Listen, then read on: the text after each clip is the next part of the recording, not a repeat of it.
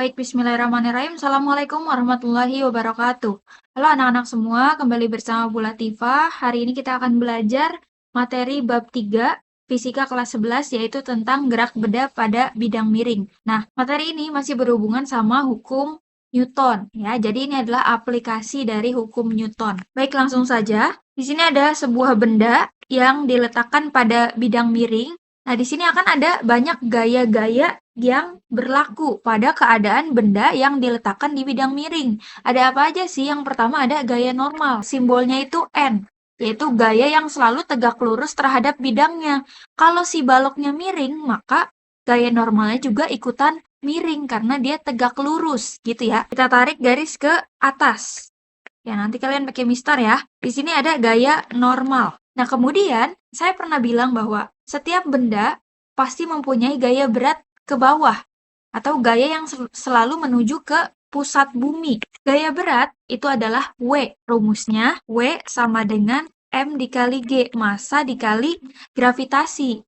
Nah, berarti gaya yang menuju ke pusat bumi, kita tarik garis lurus tepat ke arah bumi, ya, ke arah bawah. Ini adalah W. Nah, ternyata si gaya berat ini harus juga kita proyeksiin ke sumbu X dan ke sumbu Y. Kalau ke sumbu X, maka arahnya jadi ke sini ya. Fx-nya gaya yang ke sumbu X, yaitu W sin theta. Sedangkan kalau ke sumbu Y, berarti arahnya ke bawah. Sini ya. Dia tegak lurus sama si N. Maka di sini Fy, gaya yang ke sumbu Y itu W cos theta. Kok bisa seperti itu, Bu? Arah-arah gayanya, misal, pada bidang yang datar nih, sumbu X-nya kemana? Ke arah kanan, kan? Sedangkan kalau ke sumbu Y, ke arah bawah. Nah, bidang ini kalau kamu miringin buku kamu, posisinya akan seperti ini.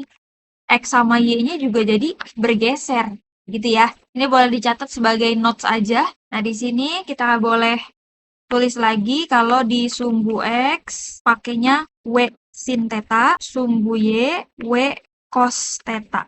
Nah, di sini nanti W-nya boleh kamu buka nih jadi M dikali G sin theta. Ininya juga jadi M dikali G cos theta. Nah, selanjutnya pada bidang miring, kan kondisi baloknya kalau dilepasin gitu aja dari bidang miringnya akan turun ke bawah ya, akan merosot ke bawah ya. Nah, ternyata setiap benda itu punya yang namanya gaya gesek. Arahnya selalu melawan arah benda. Jadi kalau bendanya turun ke bawah, maka gaya geseknya ke atas, melawan. Namanya F-ges, gaya gesek. Boleh dikasih note di sini. Ya, jadi gaya gesek itu gaya yang melawan arah benda. Kalau bendanya turun ke bawah, maka gaya geseknya ke atas. Kalau bendanya ke atas, maka gaya geseknya ke bawah, gitu ya. Yuk, kita lanjut. Ada rumus apa aja sih di bidang miring ini? Nah, di sini pertama ada rumus percepatan benda. Ya, percepatan benda di bidang miring tuh gimana sih? Ingat aja rumus hukum 2 Newton. Sigma F sama dengan M dikali A. Ya, kalau percepatan berarti yang kita cari A. Kita lihat gaya yang bekerja itu siapa? Sigma F-nya siapa? Bendanya ini mengarah ke bawah, maka yang bekerja adalah W sin theta, gitu ya. Sama dengan M dikali A. W-nya kamu masukin nih, jadinya M dikali G sin theta. Sama dengan M dikali A. Nanti angka-angkanya kamu masukin, dapat nih nilai A-nya berapa. Begitu ya. Ini kalau keadaan bidang ataupun si bendanya itu licin. Jadi nggak ada gaya gesek nih. Jadi dia licin.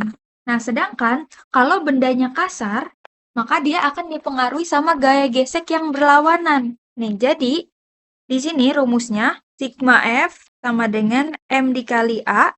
Kan tadi bendanya mengarah bawah nih. Ya kan? Bendanya mengarah bawah pakainya W sin theta. Kita tulis dulu W sin theta. Terus karena bendanya kasar atau si bidangnya itu kasar, makanya kan geraknya jadi makin lambat. Kalau geraknya lambat berarti dipengaruhi sama si gaya gesek. Kita lihat arahnya berlawanan, maka jadinya minus. Minus gaya gesek atau F-ges. Gitu ya.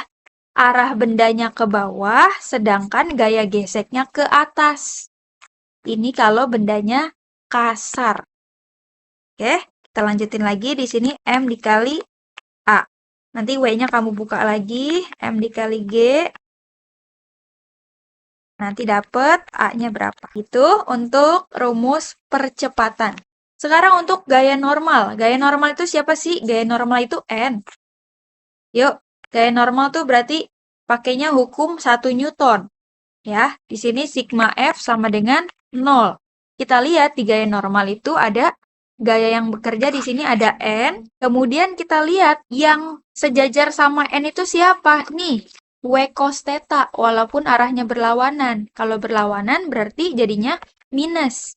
Itu ya, W cos theta. Nah, di sini kan pengennya gaya normal nih. Ya udah, berarti rumusnya jadi N sama dengan min W cos theta. Min pindah jadi plus. Ya udah, berarti rumus gaya normal sama dengan N W cos theta. Gitu ya. Nanti W-nya kamu buka lagi jadi M kali G. Nah, satu lagi untuk gaya gesek. Nah, gaya gesek itu siapa sih, Bu? Sebenarnya itu gaya yang melawan arah benda. Rumusnya apa? Rumus gaya gesek itu adalah F ges sama dengan, ya ini adalah lambang fisika. Cara penyebutannya kayak suara kucing. Ya, kita plesetin dikit ya. Mu. Cara membacanya adalah mu. Jadi gaya gesek itu adalah mu dikali N. Mu itu adalah koefisien gesek. Maksudnya apa, Bu? Nah, jadi gaya gesek itu nanti akan ada nilainya atau konstantanya. Setiap benda pasti beda dong gaya geseknya. Misalnya nih, kamu mau nanjak gunung pakai sepatu flat shoes. Kira-kira gimana? Licin kan? Karena permukaannya itu hampir rata gitu. Sekarang coba kamu naik gunung pakai sepatu yang khusus gunung, yang bagian bawahnya itu bergerigi. Itu pasti kan akan aman kan? Kamu setidaknya safe, mengurangi terjatuh gitu. Karena kamu memperbesar gaya gesek kamu, ya. Jadi koefisien gesek itu adalah nilai atau konstanta dari suatu benda. Ya, contohnya nilai koefisien gesek benda itu 0,2 atau misalnya 0,5. Tergantung bendanya, pasti dikasih tahu kok di soal. Sedangkan N-nya itu adalah gaya normal. Ya, ini dia ketiga rumus dari bidang miring, ada percepatan, ada gaya normal, dan gaya gesek. Untuk satuannya, kecepatan berarti meter per second kuadrat. Kalau gaya normal berarti Newton, atau N aja boleh. Gaya gesek juga satuannya Newton. Itu ya.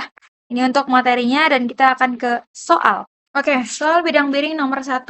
Balok terletak pada bidang miring yang kasar dengan sudut 37 derajat jika massa benda 6 kg dan koefisien gesek 0,5. Maka kamu suruh ngitung nih, gaya normal, gaya gesek, sama percepatannya. Kita lihat dulu kondisinya. Wah, ini soalnya kasar nih, berarti kita nanti pakai rumusnya yang ini nih. Kita gambarin aja dulu. Di sini sudutnya 37 derajat. Ini ada balok. Gambarin dulu gaya-gaya yang bekerja, ke atas gaya normal, kemudian tepat lurus ke bawah itu gaya berat, ke sumbu X yaitu W sin theta, dan ke sumbu Y W cos theta. Nah, di sini gaya geseknya ke atas. Tulis diketahui, sin 37-nya berapa, cos 37-nya berapa, dicari dulu, pakai yang pecahan ya. Ada di buku kamu, tinggal di-scroll aja. Pertama, gaya normalnya kamu cari pakai rumus N sama dengan W cos theta. W-nya itu siapa? M dikali G. 6 dikali 10. Masukin ke sini. Kemudian yang gaya gesek sama dengan mu dikali N. Mu-nya yang tadi 0,5 dikali N. N-nya yang barusan kamu dapetin di sini. Ya, jadi nanti dimasukin. Dapat ke sini. Ditanyain percepatan. Nah, maka kamu pakai rumus yang ini ya. Boleh, langsung aja. Karena dia turun ke bawah, W sin theta. Dan ada gaya gesek, yaitu dikurangin F ges. F gesnya nilainya dari yang tadi dimasukin ke sini. A, nanti dapat A-nya sama dengan berapa. Silakan dijawab. Oke, cukup sekian. Satu soal dulu. Nanti kita lanjut lagi soal-soal lain di bidang miring. Terima kasih banyak atas segala perhatian. Silakan ditulis semuanya, dipelajari pelan-pelan, dan diulang-ulang. Wassalamualaikum warahmatullahi wabarakatuh. Semangat!